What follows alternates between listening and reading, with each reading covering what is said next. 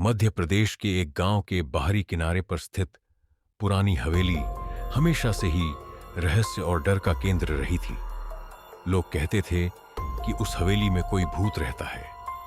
कुछ कहते थे कि हवेली में अजीब अजीब आवाजें आती हैं और कुछ ने तो वहां किसी साये को चलते हुए भी देखा था। एक बार की बात है, गांव में रहने वाला एक युवा लड़का अर्जुन, जो कि काफी साहसी और निडर था, उसने फैसला किया कि वह इस हवेली के रहस्य को सुलझाएगा। अर्जुन ने अपने दोस्तों को अपने साथ चलने के लिए कहा, लेकिन वे सभी डर गए और मना कर दिया। अर्जुन ने अकेले ही पुरानी हवेली में जाने का निश्चय किया। एक चांदनी रात को, जब पूरा गांव सो रहा था, अर्जुन ने अपने साथ एक टॉर्च, एक डंडा और थोड़ा खाना लेकर हवेली की ओर कदम बढ़ाया। हवेली की ओर बढ़ते समय उसे हर कोने से अजीब अजीब आवाजें सुनाई दे रही थी। पेड़ों की शाखाएं जैसे किसी की उंगलियों की तरह उसे पकड़ने की कोशिश कर रही थी। हवेली के पास पहुंचते ही अर्जुन ने देखा कि उसकी खिड़कियां टूटी हुई थी और दरवाजे पर एक बड़ा सा ताला लगा था। लेकिन उसे आश्चर्य हुआ कि अंदर से धीमी धीमी रोशनी झांक रही थी। उसने हिम्मत जुटाई और खिड़की के पास जाकर अंदर झांकने की कोशिश की। जैसे ही अर्जुन ने खिड़की के अंदर झांका, उसे एक छाया दिखाई दी जो तेजी से एक कमरे से दूसरे कमरे में जा रही थी।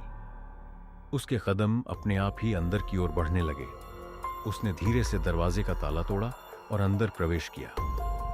अंदर का दृश्य बेहद डरावना था। दीवारों पर खून के धब्बे थे और हर तरफ धूल जमी हुई थी। अचानक अर्जुन को एक कमरे से किसी के रोने की आवाज सुनाई दी। उसने अपनी टॉर्च की रोशनी उस दिशा में फेंकी और धीरे धीरे उस कमरे की ओर बढ़ा। कमरे में पहुंचने पर उसने देखा कि एक महिला सफेद साड़ी में बैठी थी, जिसका चेहरा उसके लंबे बालों से ढका हुआ था। अर्जुन ने कांपते हुए पूछा, आप कौन हैं और यहां क्या कर रही हैं?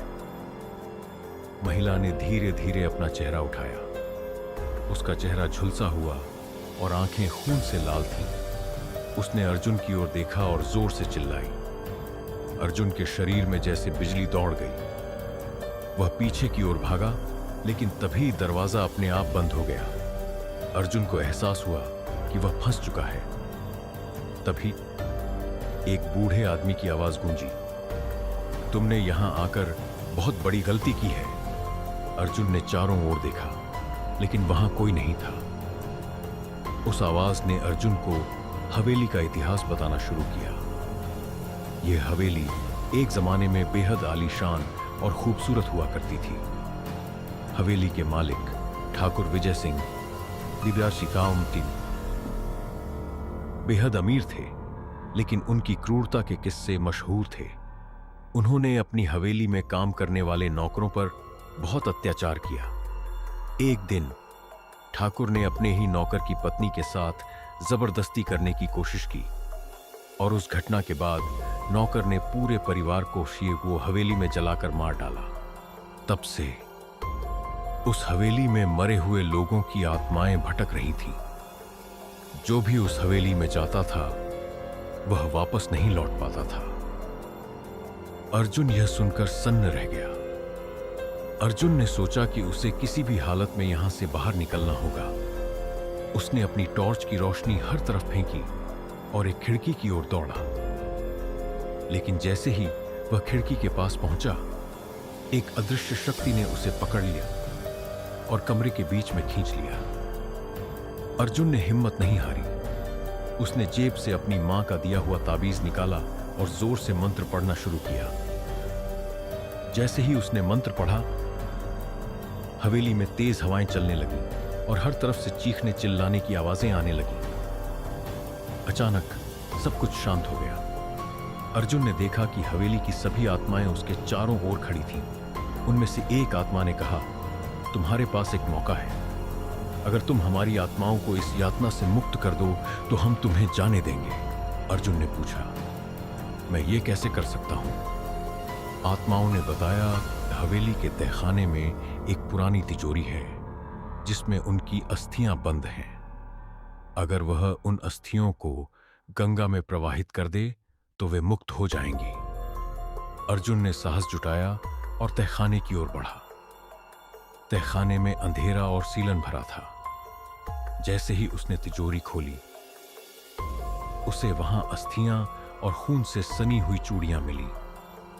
उसने उन अस्थियों को एक कपड़े में बांधा और जल्दी से हवेली से बाहर निकला। हवेली के बाहर आते ही आत्माओं ने उसे धन्यवाद दिया और कहा, हम तुम्हारे इस एहसान को कभी नहीं भूलेंगे।